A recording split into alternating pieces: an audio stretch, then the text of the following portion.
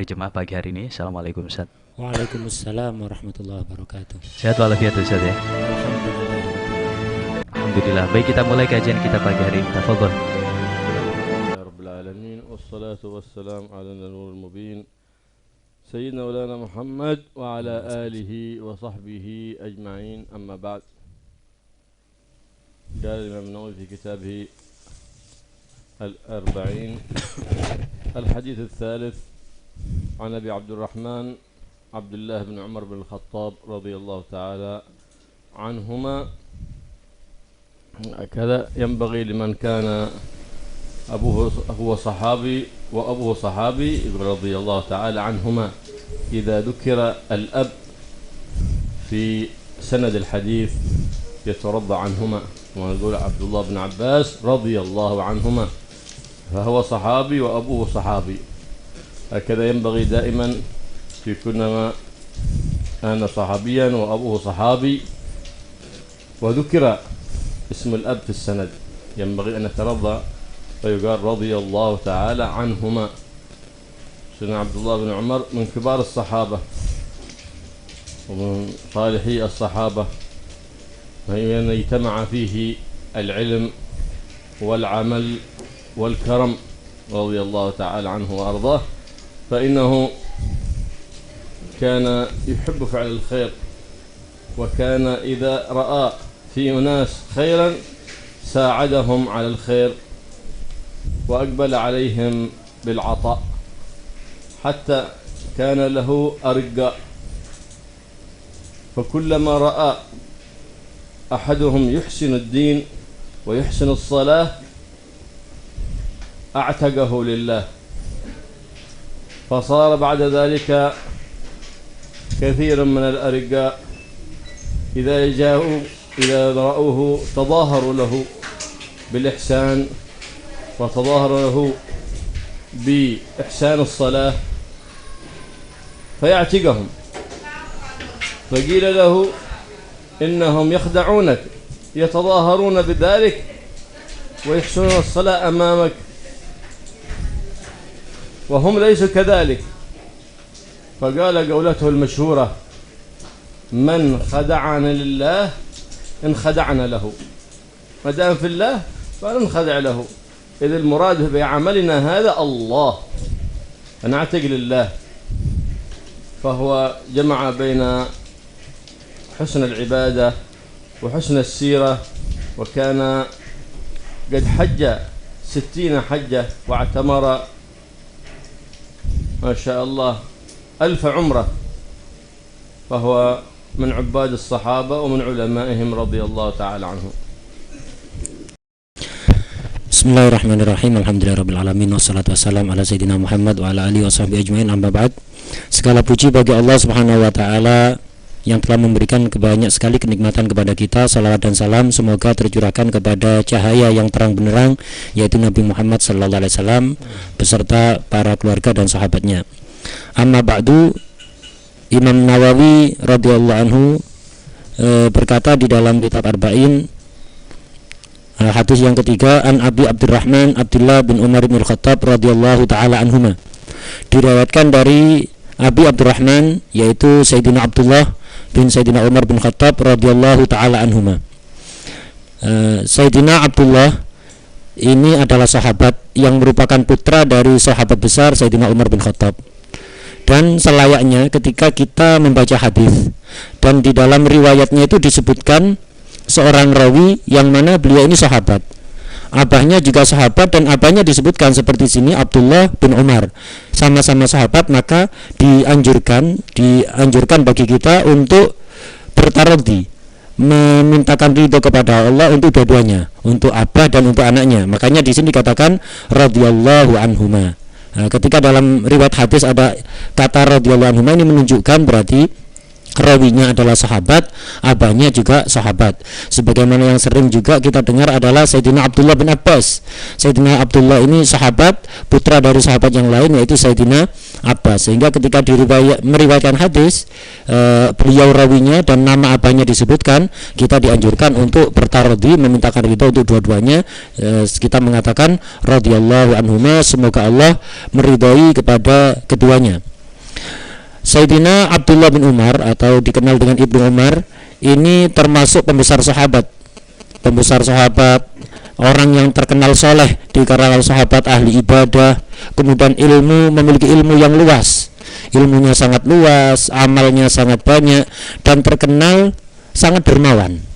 Sayyidina Abdullah bin Umar ini terkenal sangat dermawan dan senang sekali berbuat kebaikan. Ketika melihat orang lain melakukan kebaikan, beliau akan selalu berusaha untuk membantu, dan akan membantu bukan hanya dengan tenaga tapi juga dengan hartanya. Beliau menggelontorkan hartanya untuk membantu siapapun yang ingin melakukan kebaikan.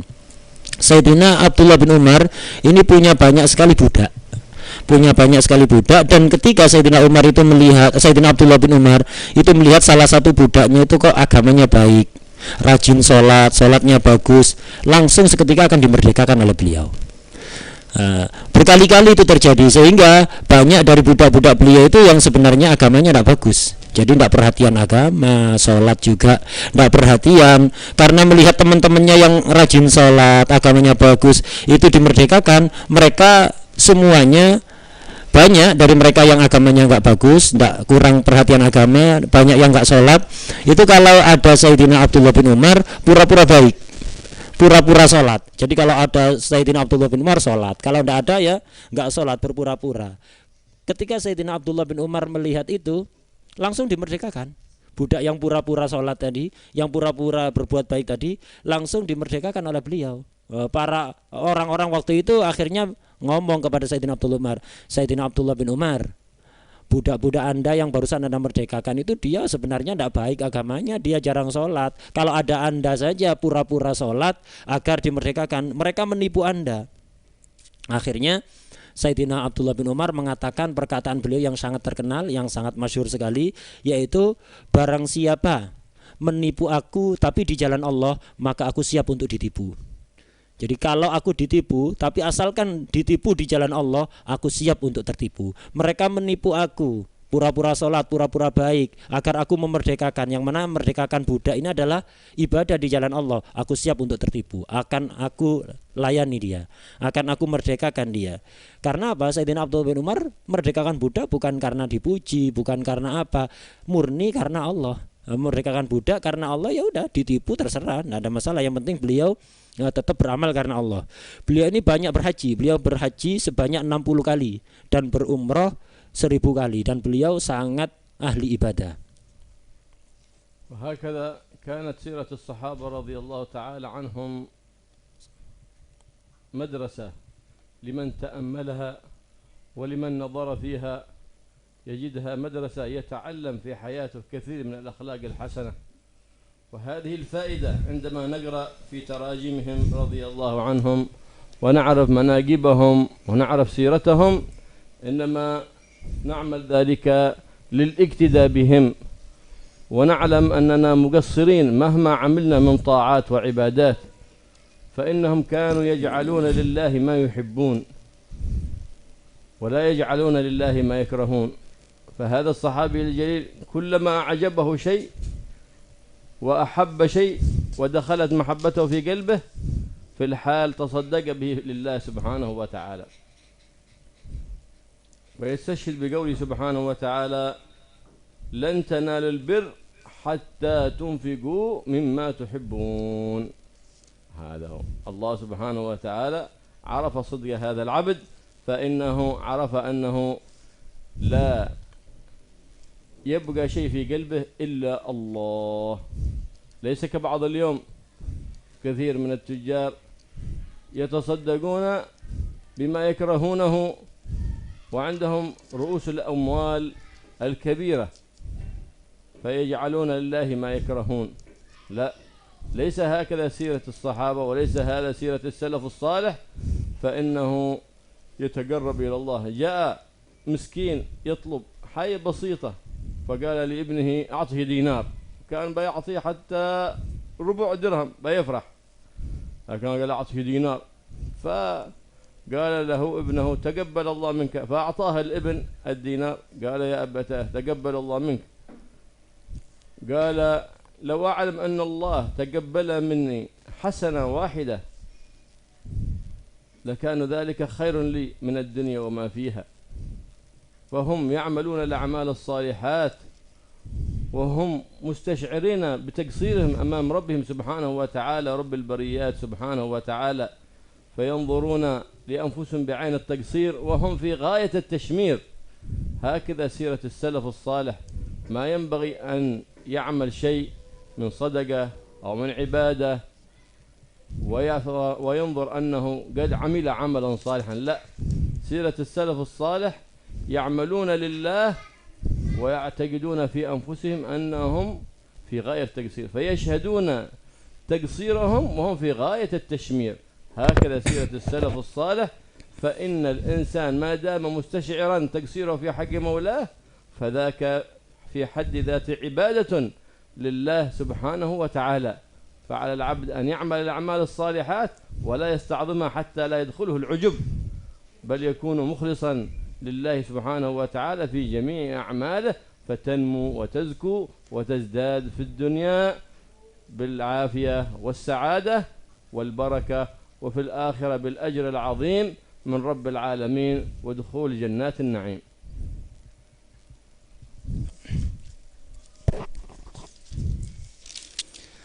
Demikianlah sirah atau sejarah hidup para sahabat.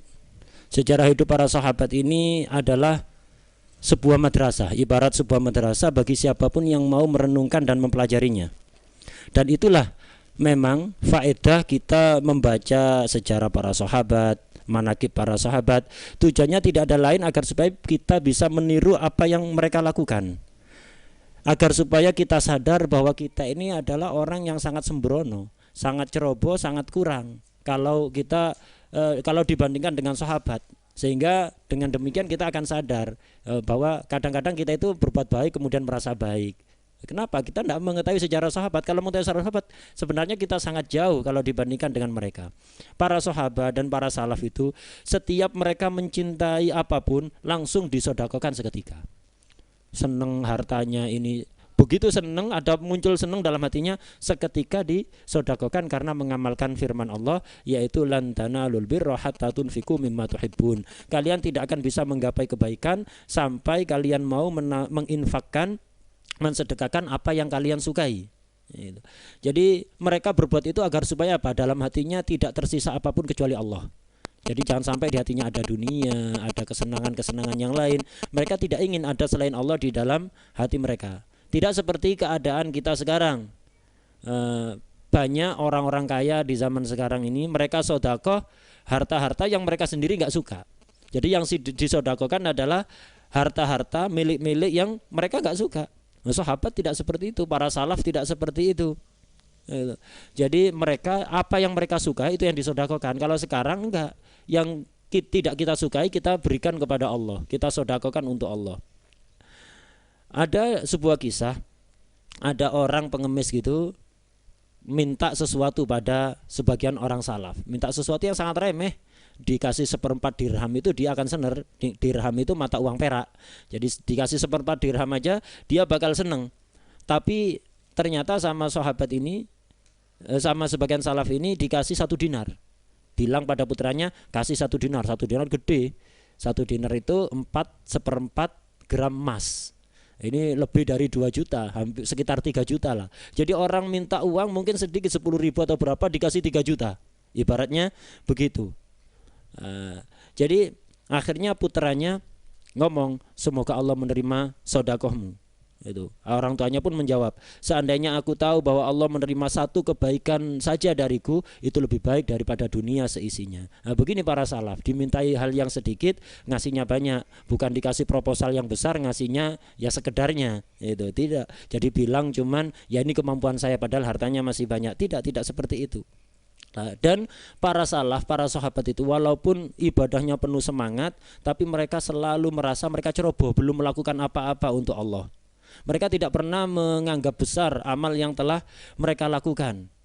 Mereka selalu merasa kurang, selalu merasa ceroboh melaksanakan ibadah kepada Allah. Dan hendaknya begitu kita itu. Ketika beramal soleh, jangan diingat-ingat amal soleh itu. Jangan dianggap itu adalah ibadah yang besar. Kenapa? Akan menimbulkan sifat ujub.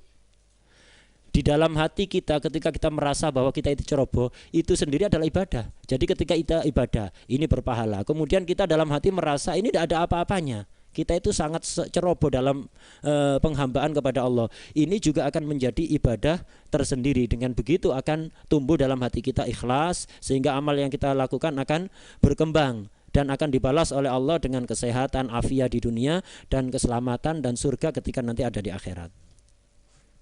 وهكذا كان رضي الله تعالى عنهم يجعلون نفيس أوقاتهم لله ونفيس أموالهم لله، فيشترون الآخرة الغالية بالدنيا الرخيصة، فلهذا أعطاهم الله سعادة الدنيا وسعادة الآخرة رضي الله تعالى عنهم وأرضاهم. حتى كان مرة يشتاق لأكل العنب، وكان له محبة في قلبه، فلما علم بعضهم أن هذا ابن عمر يحب العنب فحب أن يعطيه ما يحب، أن يهدي إليه ما يحب، فجاء له بعنقود من العنب من أطيب ما كان، فلما وضع فإذا مسكين يسأل على الباب، فقال أعطوه المسكين، فإنها في هذه اللحظة أحب طعم لي هذا العنب، فأعطي ذلك المسكين. فلما أعطي ذلك المسكين، واحد وجد هذا المسكين يريد أن يبيع ذلك العنقود فاشتراه ورضي يهديه، وهذا ابن عمر لا يعرف لابن عمر، ووضعه له، فأراد أن يمد إليه يده ليأكله، فإذا مسكين آخر ويعود إليه ويسأل ابن عمر فأعطاه ذلك العنقود. وهكذا مرات، وهو كلما أراد أن يأكل العنب يأتي مسكين فيهديه، حتى آخر مرة أراد أن يأكل العنب فجاء فرآه بعض أصحابه أراد أن يأتي مسكين إليه، فقال له ارحم هذا الشيخ، لأنه قد عمر رضي الله تعالى عنه 84 سنة، ألا فإنه من زمان يريد أن يأكل هذا العنقود لكنه عندما يرى المسكين يؤثره بما يحب، هكذا كما كان عنده رضي الله تعالى عنه كثير. وتشبه السلف الصالح المتأخرين بأولئك أهل المدارس الصالحة، هذه هي مدرسة النبي محمد صلى الله عليه وسلم، سكول رسول الله صلى الله عليه وآله وسلم. كان الحبيب علي حبشي جاء أحد هكذا بالحلوى، وقال هذه اشتراها أحد، وقال هذه لا تصلح إلا الحبيب علي بن محمد الحبشي، فاشتراها فأهداها الحبيب علي. ثم رآها الحبيب علي حبشي قال ها عمي فلان هذاك عنده كثير أولاد، لو أهدانا له بيطعمهم وبيفرح بهذه الحلوى، فأرسل رسوله إليه. فلما كانت حلوى من الحلوى التي هي غالية جدا، فقال جزاها الله خير علي حبشي، لكن خرج قال هذه الحلوى أحسن بأشتري بها بر وذرة، الأولاد جعانين، أما الحلوى ألا للتفكه، فخرج إلى السوق ليبيع هذه الحلوى الغالية الثمن. فنظر رجل آخر في هذه الحلوى فقال هذه الحلوى التي تباع ما تصلح إلا لحبيبي علي حبشي، فاشتراها. وكان عندما أهدى تلك الحلوى كان ذلك بعض الحاضرين قد انتقد عليه في ذلك، فجاءت نفس الحلوى وذلك الرجل لا زال قاعد عنده، وقال هذه حلوى لك يا حبيب. فقال للجليس الذي عنده شوف أعطيناها لله فجاءت لنا، ففزنا بثوابها وجاءت لنا وأكلنا منها، كل هذا لأنهم يبتغون بأعمالهم وجه الله سبحانه وتعالى، لا يبتغون بأعمالهم مظهر من مظاهر الدنيا ولا شهرة ولا سمعة، لا، إنما بينه وبين الله جعلوا الله في قلوبهم ولا يعطون إلا لله. ولا يعملون إلا لله سبحانه وتعالى. فلهذا فازوا بخيرات كثيرات وفازوا برضا رب البريات سبحانه وتعالى، لأنهم مشوا على سنن سيد السادات محمد صلى الله عليه وآله وسلم.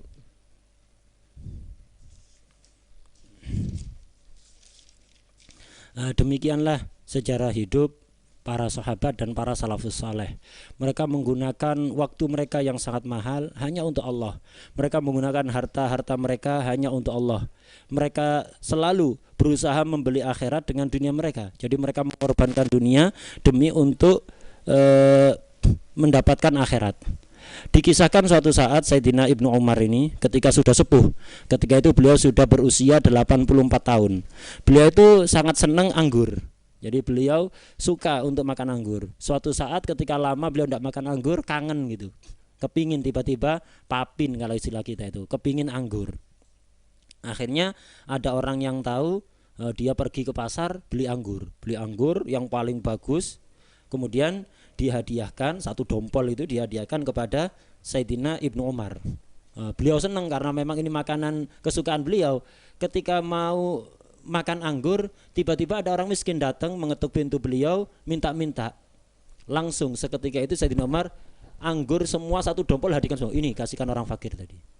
Nah, tadi disebutkan bahwa Sayyidina Umar ini senang sekali sedekah, apapun yang paling dicintai. Kata beliau, saat ini setelah lama aku kepingin anggur, saat ini yang paling aku sukai adalah anggur ini. Karena itu ini sedekahkan semua ke orang fakir tadi.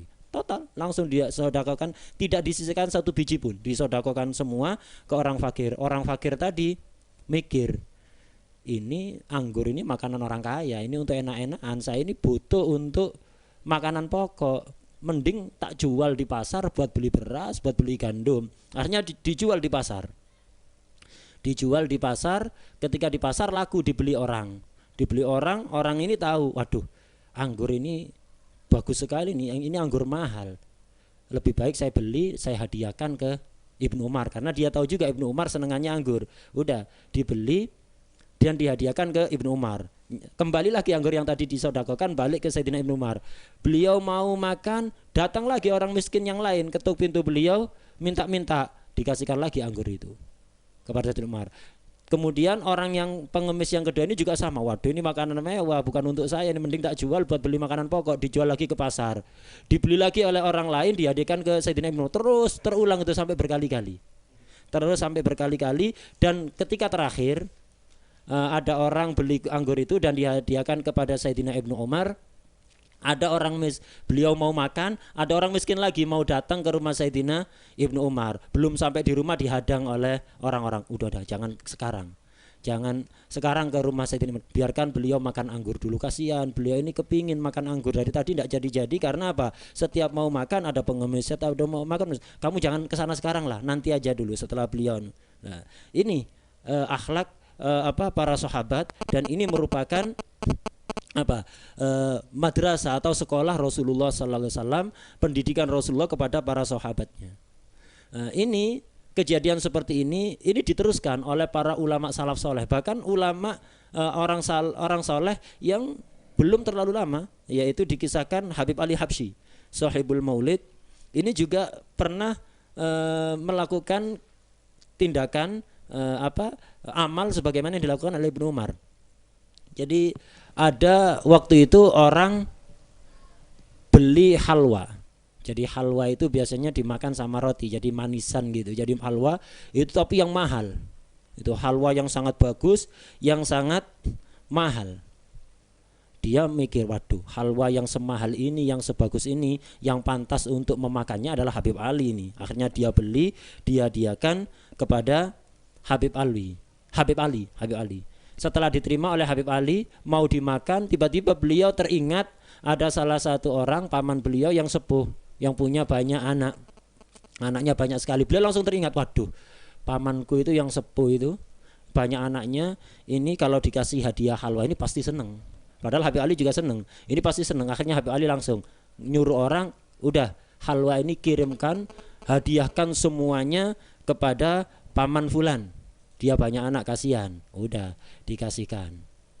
Sebagian hadirin, sebagian orang yang hadir di majelisnya Habib Ali waktu itu sempat mengkritik, ini Habib Ali apa-apaan, dikasih hadiah halwa yang sangat mahal malah dikasihkan orang lain. Mengkritik dalam hatinya, tapi Habib Ali diam aja, dibiarkan dulu.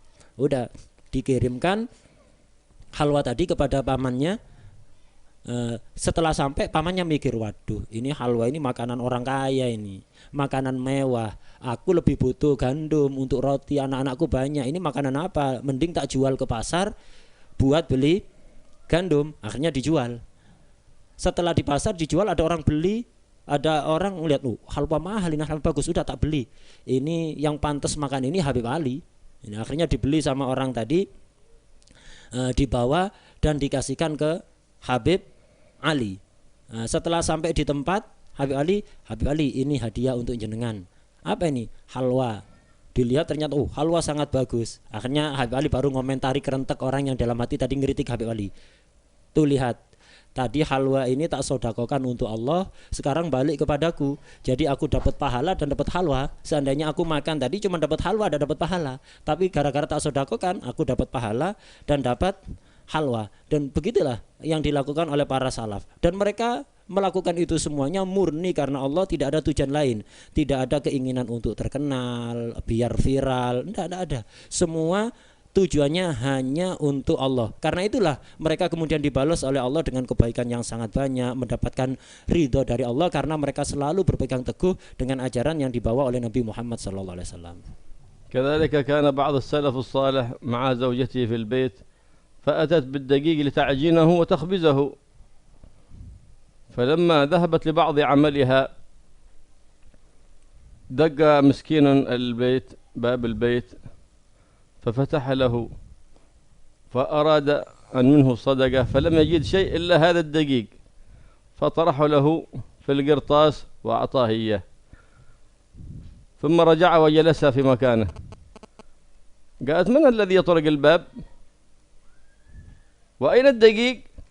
قال: يا جماعة طرقوا الباب وأعطيناهم إياه ليعجنوه ويخبزوه، ما عاد تتعبين نفسك أنت. قالت: يا آخر، وهنما هو تصدق به، فما هي إلا لحظة، فإذا شخص يطرق الباب فيهدي إليه خبزا حارا ووضعه في البيت، فجاء زوجته فإذا خبز حار بين يديه، فقالت: من هذا؟ قال: هذاك الجماعة الذي أعطناهم هذا الدقيق قد عجنوه وقد خبزوه. قالوا: في دقيقة؟ ما في حتى دقائق، بسرعة قد عجنوه وقد خبزوه. قال: هذا هو الذي لله سبحانه وتعالى، يعوضك الله سبحانه وتعالى عوضا في الدنيا قبل الآخرة. لهذا كان سبيل السلف الصالح لجلب الرزق إخراج العطاء، يتصدقون، فالصدقة تجلب الرزق.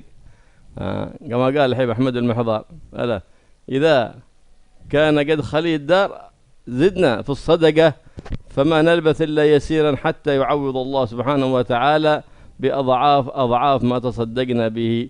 فالصدقة تجلب خير الدنيا وخير الآخرة. فلهذا كانوا يقصدون الله سبحانه وتعالى ولا يخافون إلا من الله، كلهم لله.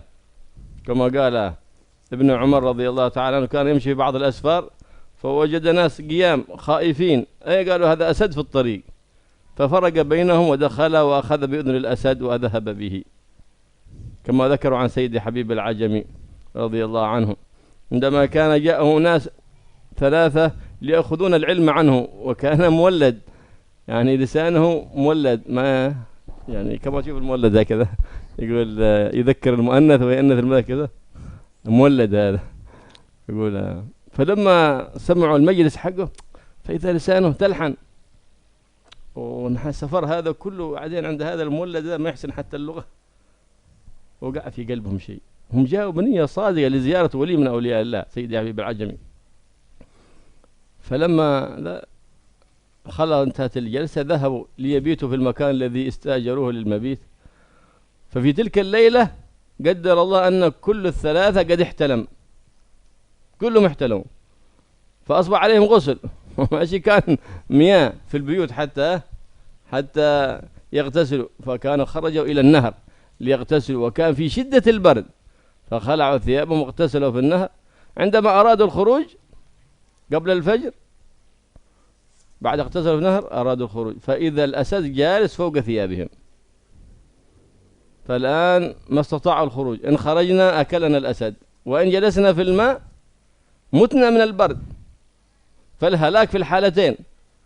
فبينهم كذلك في شدة البرد وفي شدة الحيرة جاء سيدي حبيب العجمي يمسك الأسد من أذنه ويقول له: يا أسد لا تؤذي ضيفاني، هذول ضيوفي جاءوا من شاني، لا تؤذيهم، سمعت؟ فإذا الأسد ينحنح هكذا، وهذول ينظرون لأنهم البارحة قد استحقروا لأنه مولد. الولاية ليس خاصة بعربي ولا عجمي، رب مولد عنده ولاية أعظم من عربي. فضل الله لا يختص، كلنا داخل فضل الله، لا يختص بالحبيب ولا بكياي ولا بسنتري، كلهم تحت فضل الله سبحانه وتعالى، ولا يختص بعجمي ولا عربي، كلهم تحت فضل الله. كل من استقام على الطريقة أسقاها الله من هذا النور ومن هذا الماء العذب الذي يسقي الأرواح. فلما خرجوا من الماء ولبسوا ثيابهم قال لهم: أنتم أحسنتم الظاهر، زينتوا ثيابكم ونظرت في جببكم مع مائمكم، وأهملتم الباطن، ونحن أصلحنا الباطن الذي ينظر له الله، فإن الله ينظر إلى القلوب ولا ينظر إلى الأجسام. فلما أصلحنا الباطن خافنا الأسد وخافنا كل شيء، فمن أصلح الباطن خافه كل شيء، ومن اهتم بصلاح الظاهر ولم يهتم بصلاح الباطن خاف من كل شيء، حتى ربما يمشي في الظلمة ويتوهم أمور فيخاف وهو يمشي لوحده. فعلى الإنسان أن يمشي على سيرة السلف الصالح وينظر في سيرهم وفي تراجمهم ومناقبهم ليتعلم ويعزم على الاقتداء، حتى ما فعل لكن قد عزم وصدق النية مع الله سبحانه وتعالى فيعطيه الله ذلك الثواب. فالله يرزقنا وإياكم حسن اتباعنا لنبينا محمد صلى الله عليه وسلم وأصحابه وللسلف الصالح، ونمشي في طريقتهم ونمشي على أثرهم، ونحشر في زمرة في عافية وسلامة يا رب العالمين.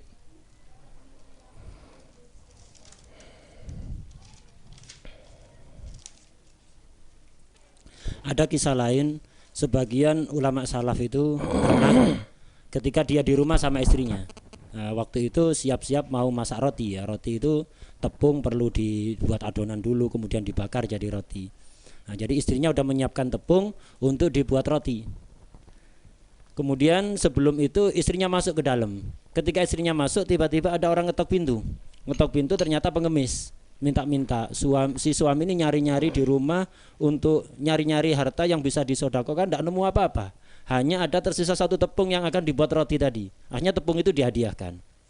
Setelah tepung dihadiahkan, disodakokan, istrinya datang, nanya, siapa barusan yang ngetok pintu? Terus tepung tadi di sini di mana? Akhirnya si suami jawab kepada istrinya, oh tadi itu ada orang ngetok pintu, katanya dia mau tepung tadi diambil untuk dibuat adonan, dimasakkan roti. Jadi kamu tenang aja di rumah, nggak usah capek-capek, enak. Sudah ada yang ngambil tepung tadi, katanya mau dibuat adonan, mau dimasak roti sampai matang. Jadi kamu tenang, padahal disodakokan. Tapi suaminya bilang begitu kepada si istri. Akhirnya, oh ya sudah tenang aja, tunggu matang aja. Nggak lama, baru sekitar 1 menit, tiba-tiba ada orang ngetok pintu, bawa roti yang Masya Allah masih panas, masih anget gitu, bikin nafsu makan. Akhirnya si suami bilang, tuh kan rotinya udah datang, tadi diambil udah matang. Istrinya bingung, wah jangan berguyon kamu, ini baru 1 menit yang lalu orang pergi, masa udah matang rotinya? Oh iya, kalau kamu yang masak lama, ini kan dimasak Allah ini. Tadi kan tak sodakokan tepungnya karena Allah, sekarang balik langsung jadi ekspres ini. Enggak seperti kamu, kalau kamu lama nanti masaknya. Nah ini, beginilah para salaf itu akhlaknya. Jadi mereka itu tidak khawatir fakir. Bahkan salah satu cara mereka ingin melancarkan rezeki itu dengan sedekah. Jadi para salaf itu kalau kepingin rezekinya lancar, kepingin dapat rezeki dari Allah, justru dengan sedekah. sebagaimana yang dilakukan oleh Habib Ahmad Al-Muhdar. Itu beliau begitu, ketika rizkinya mulai seret, sodakohnya ditambahi, tiap hari beliau sodakoh. Kalau rizkinya seret, ditambahi sodakohnya, maka akan segera datang balasan dari Allah, sodakoh yang sangat banyak, kebaikan dunia dan kebaikan akhirat. Para salaf itu tidak takut pada siapapun kecuali Allah, kepada siapapun tidak takut.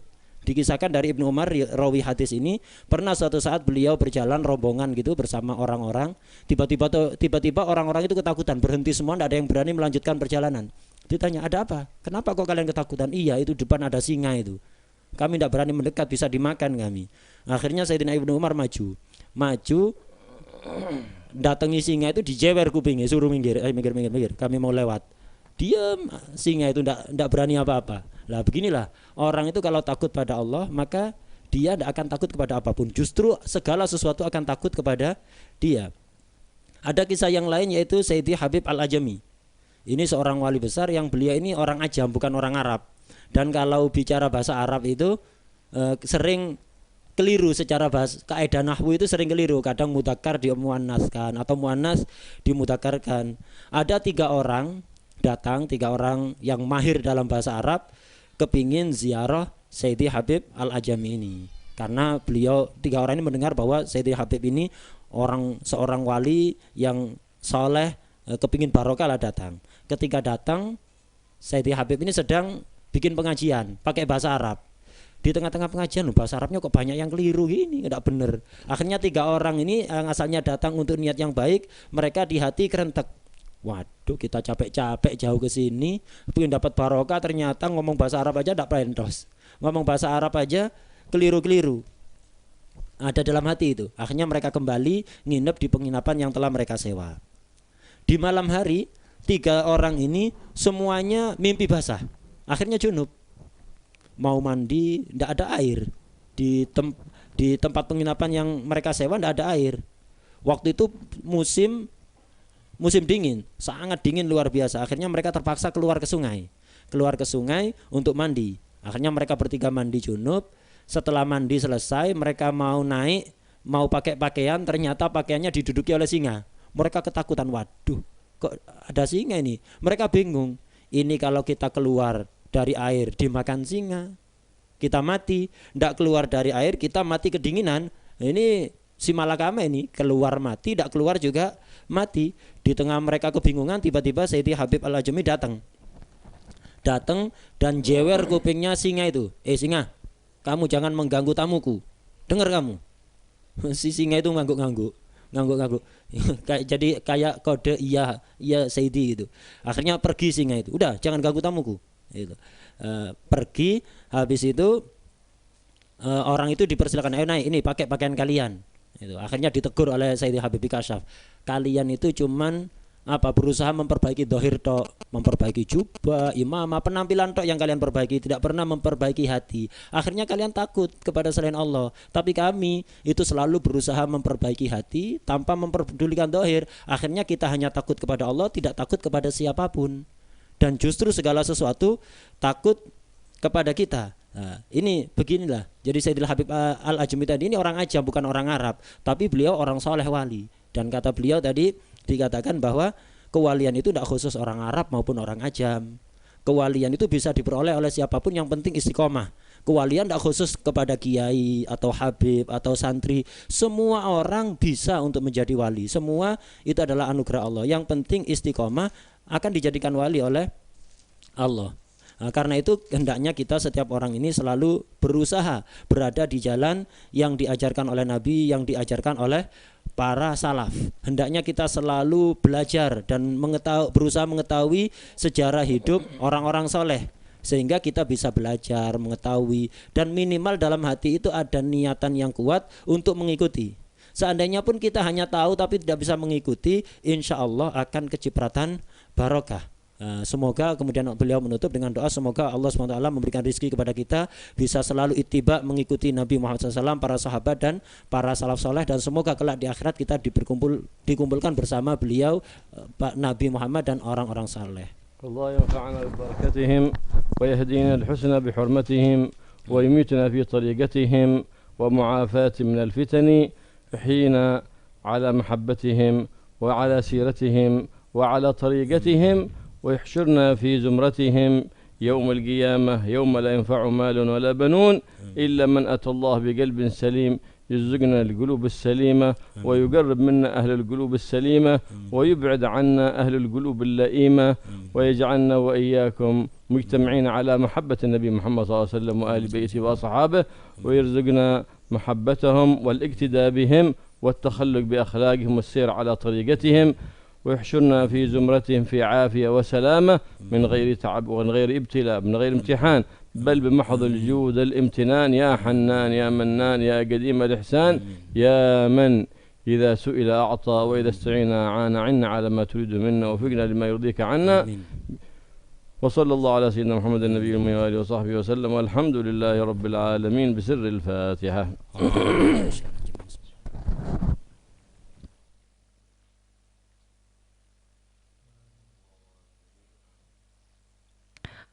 Baik, terima kasih untuk waktunya pagi hari ini dan juga untuk semuanya yang mengikuti program ini, para pendengar Radio Suara Nabawi, dan untuk Anda yang mengakses websitenya kami di www.suaram.com dan juga yang melihat siaran langsung di YouTube Al-Mitar Tarim.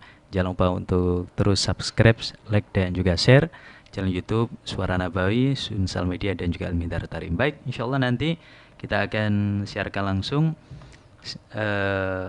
peringatan haul Al-Habib Abu Bakar bin Husin Asgaf dan Habib Husin bin Abu Bakar Asgaf dari Bangil. Baik, terima kasih untuk waktunya dan saya pamit undur diri. Wabillahi taufiq wal hidayah wa ridwal inayah. Assalamualaikum warahmatullahi wabarakatuh.